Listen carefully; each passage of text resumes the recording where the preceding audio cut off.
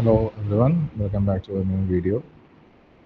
നമ്മൾ ഡിസ്കസ് ചെയ്യാൻ പോകുന്നത് അഞ്ചാമത്തെ യൂണിറ്റ് പേപ്പർ 2-ൽ അഞ്ചാമത്തെ യൂണിറ്റിലെ പ്രീ സ്കൂൾ കരിക്കുലത്തിനെ കുറിച്ചാണ്. പ്രീ സ്കൂൾ കരിക്കുലത്തിൻ്റെ ഇമ്പോർട്ടൻസ്. അപ്പോൾ നമുക്കറിയാം, പ്രീ സ്കൂൾ എന്ന് പറയുന്നത് വീട്ടിൽ നിന്ന് ആദ്യമായിട്ട് കുട്ടികൾ പുറത്തേക്ക് വെക്കുന്ന ആദ്യ പാദം എന്ന് പറയുന്നത് പ്രീ സ്കൂളുകളിലേക്കാണ്.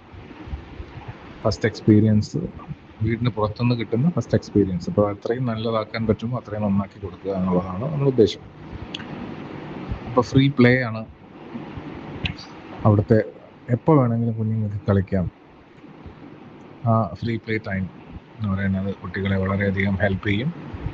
പുതിയൊരു എൻവയോൺമെൻ്റ് ആണ്, അതുമായിട്ട് അഡ്ജസ്റ്റ് ചെയ്യാനായിട്ട് അവർ പഠിക്കുന്നു. കോൺഫിഡൻസ് ഉണ്ടാകുന്നു, റിലേഷൻഷിപ്പുകൾ ഉണ്ടാകുന്നു, കൂടെ ടീച്ചറുമായിട്ടും കൂടെ പഠിക്കുന്ന കുട്ടികളുമായിട്ടും കളിക്കുന്ന കുട്ടികളുമായിട്ടും ഒക്കെ. അങ്ങനെ ഗ്രാജുവൽ സ്ട്രക്ചർ ഉണ്ടാവുകയാണ്. ഒരു സ്ട്രക്ചേർഡ് ആക്ടിവിറ്റിയിലേക്ക് മാറും. വീട്ടിലെ ഒരു ആക്ടിവിറ്റീസിൽ നിന്നും അൺസ്ട്രക്ചേർഡ് ആയിട്ടുള്ള ആക്ടിവിറ്റീസിൽ നിന്നും സ്ട്രക്ചേർഡ് ആയിട്ടുള്ള ആക്ടിവിറ്റീസിലേക്ക് പോകുന്നു. ടൈം വെച്ച് ഓരോ കാര്യങ്ങൾ ചെയ്ത്, അതിനെയാണ് നമ്മൾ സ്ട്രക്ചേർഡ് ആക്ടിവിറ്റി എന്ന് പറയുന്നത്. കൂടുതൽ കുട്ടികൾ കംഫർട്ടബിൾ ആവുന്നു. പിന്നെ പതുക്കെ ആ കംഫർട്ടബിലിറ്റിയെ നമ്മൾ എന്താക്കി മാറ്റുന്നു? ഫോക്കസ്ഡ് ലേണിങ്ങിലേക്ക് മാറ്റുന്നു. അതാണ് പ്രീ സ്കൂളിൻ്റെ ഇമ്പോർട്ടൻസ്. അതോടൊപ്പം തന്നെ ലാംഗ്വേജ് ഡെവലപ്മെൻറ്റ്, ഫ്രീ പ്ലേ ഉണ്ടാകുന്നു എന്ന് പറഞ്ഞ് കോൺവെർസേഷൻസ്. കളിക്കുമ്പോൾ കുട്ടി സംസാരിക്കും. പിന്നെ അല്ലാത്ത സമയങ്ങളിൽ കുട്ടികൾ മറ്റുള്ള കുട്ടികളുമായിട്ട് സംസാരിക്കുന്ന കോൺവെർസേഷൻസ്. സ്റ്റോറി ടെല്ലിംഗ് നല്ലൊരു മീഡിയമാണ് ലാംഗ്വേജ് ഡെവലപ്മെൻറ്റിന്.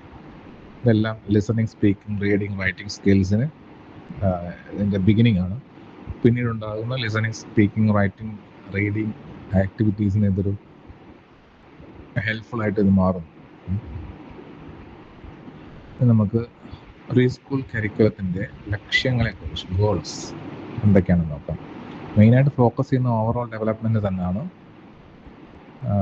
അക്കാഡമിക്സ് മാത്രമല്ല. ഇതിലെ 5 ഡൊമൈൻസിനെയാണ് എയിം ചെയ്യുന്നത്. അതിലൊന്ന് physical development, cognitive development, emotional development, social development, creative development. ഇങ്ങനെ 5 ഡൊമൈൻസിനെയാണ് അഡ്രസ്സ് ചെയ്യുന്നത്.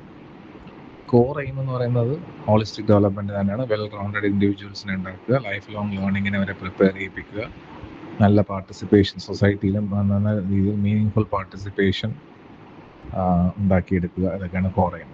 ഇനി മെത്തേഡ്സ് എന്ന് പറയുന്നത്, നമ്മളിവിടെ ഫൗണ്ടേഷൻ സ്ട്രെങ്തൻ ചെയ്യാൻ വേണ്ടിയിട്ട് നമ്മൾ യൂസ് ചെയ്യുന്ന മെത്തേഡ്സ്, ഹെൽത്ത് ആൻഡ് വെൽബീയിങ്, അവരുടെ ആരോഗ്യം, ന്യൂട്രീഷൻ.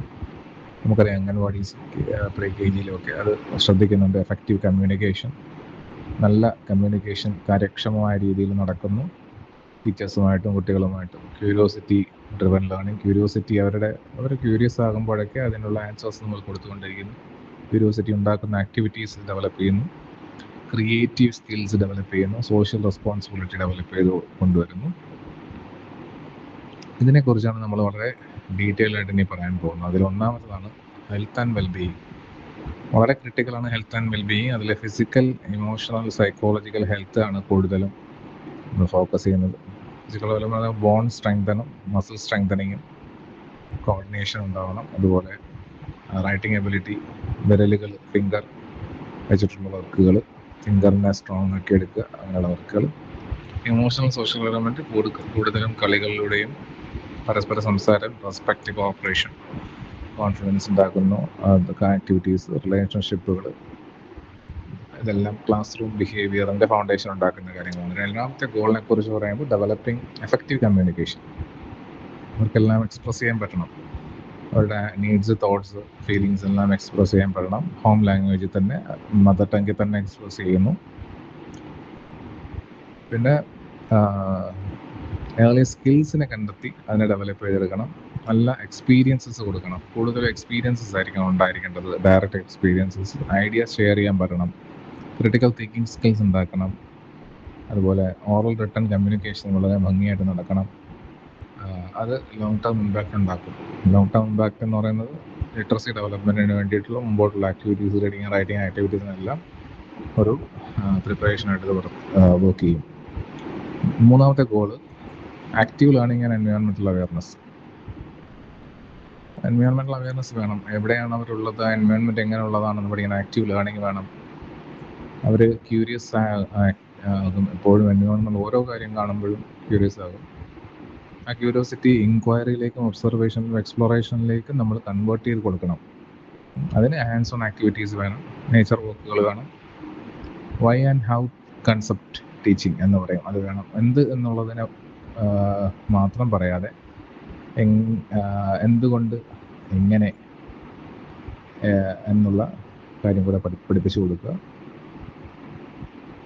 ഉദാഹരണം, ഇപ്പോൾ what did you see in the garden എന്ന് ചോദിക്കുമ്പോൾ കുട്ടി മറുപടി പറയും. അപ്പോൾ അവിടെ നമ്മൾ സ്പീക്കിംഗ് ഡ്രോയിങ് സ്കിൽസ് ഉണ്ടോ എക്സ്പ്ലെയിൻ ചെയ്യുമ്പോൾ, അതുപോലെ അവിടെ കണ്ട കാര്യങ്ങൾ വരച്ച് കാണിക്കുമ്പോൾ ഡ്രോയിങ് സ്കിൽസ് ഉണ്ടാവും. അതുപോലെ റൈറ്റിംഗ് അറ്റംപ്റ്റുകൾ നടത്തും. പിന്നെ അതിനെക്കുറിച്ച് ഹൗ ആൻഡ് വൈ എന്നിവിടെ സംസാരിച്ച് തുടങ്ങിക്കഴിഞ്ഞാൽ അത് ഓവറോൾ ഡെവലപ്മെൻറ്റിലേക്ക് മാറും. നെക്സ്റ്റ് നമുക്ക് അടുത്ത ഗോൾ നമ്പർ 4 പോകാം. ഗോൾ നമ്പർ 4 ഏതാണ്ട് പറയുന്ന ഫോസ്റ്ററിങ് ക്രിയേറ്റിവിറ്റി ആൻഡ് ഇമാജിനേഷനാണ്. അതും ഇമ്പോർട്ടൻ്റ് തന്നെയാണ്. കാരണം ഇത് രണ്ടും വളരെ ഇമ്പോർട്ടൻ്റ് ഉള്ള കാര്യമാണ്.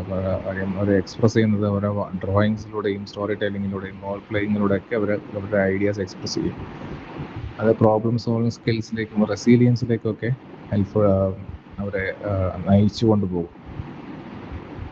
ഇന്നോവേറ്റീവായിട്ട് അവർ തിങ്ക് ചെയ്യാനും കോൺഫിഡൻസ് ഉണ്ടാക്കാനും അതുപോലെ ആർട്ടിനെ അപ്രിഷ്യേറ്റ് ചെയ്യാനും ഇതൊക്കെ ലൈഫ് ലോങ് സ്കിൽസ് അതിലേക്ക് കൊണ്ടുപോവുകയാണ്. ക്രിയേറ്റിവിറ്റിയിലും ക്രിട്ടിക്കൽ തിങ്കിങ്ങും ത്രൂ ഔട്ട് ദെയർ ലൈഫിൽ മെയിൻറ്റെയിൻ ചെയ്യാൻ അവർക്ക് പറ്റും. 5ാമത്തെ goal building social responsibility and empathy. നമുക്കറിയാം സോഷ്യൽ റെസ്പോൺസിബിലിറ്റി ഒരു സമൂഹത്തിൽ എന്തൊക്കെയാണ് ചെയ്യേണ്ടത്, എന്തൊക്കെ ഉത്തരവാദിത്തങ്ങളാണുള്ളത് എന്ന് അവർ പഠിക്കുന്നത് സോഷ്യൽ ഇൻട്രാക്ഷൻസിലൂടെയാണ്. മറ്റുള്ള കുട്ടികളുമായിട്ട് ഇൻട്രാക്ട് ചെയ്യുമ്പോഴും അതുപോലെ ടീച്ചേഴ്സുമായിട്ട് ഇൻട്രാക്ട് ചെയ്യുമ്പോഴും ഒക്കെയാണ്. അവിടെ എംപതിയും റെസ്പെക്റ്റും സെൻസ് ഓഫ് റെസ്പോൺസിബിലിറ്റി എല്ലാം അവർ പഠിക്കും. പിന്നെ ഗ്രൂപ്പ് ആക്ടിവിറ്റീസ് ഒരു പരിധി വരെ ഇതിന് വളരെ ഹെൽപ്ഫുള്ളാണ്. Cooperative games, stories, kindness and caring, ഇതെല്ലാം ഒരു ആക്ടിവിറ്റീസിലൂടെയും പ്ലേയിലൂടെയാണ് പഠിക്കുന്നത്. ലേണിംഗ് ഔട്ട്കംസ് നോക്കുകയാണെങ്കിൽ പലതരത്തിലുള്ള കുട്ടികളുമായിട്ട് ഇടപെടുന്നതുകൊണ്ട് തന്നെ ഡൈവേഴ്സിറ്റി നാനാത്വത്തിൽ ഏകത്വം എന്നൊക്കെ നമ്മൾ പറഞ്ഞു. ഇന്ത്യയിൽ പല മതവിഭാഗക്കാർ ഒന്നിച്ച് വർത്തിക്കുന്നവരെ എല്ലാവരെയും ആക്സെപ്റ്റ് ചെയ്ത് മുന്നോട്ട് കൊണ്ടുപോകാൻ പഠിച്ചിട്ടുണ്ട്. ആ ഡൈവേഴ്സിറ്റിയെ കുറിച്ച് മനസ്സിലാക്കാൻ പറ്റും. എൻവയോൺമെൻറ്റിനെ എങ്ങനെയാണ് കെയർ ചെയ്യേണ്ടതെന്ന് പഠിക്കും. അങ്ങനെ ഒരു റെസ്പോൺസിബിൾ ആയിട്ടുള്ള കമ്പാഷനേറ്റ് ആയിട്ടുള്ള ഒരു സൊസൈറ്റിയിലെ മെമ്പറായിട്ട് കുട്ടി വളരുകയാണ് ചെയ്യുന്നത്.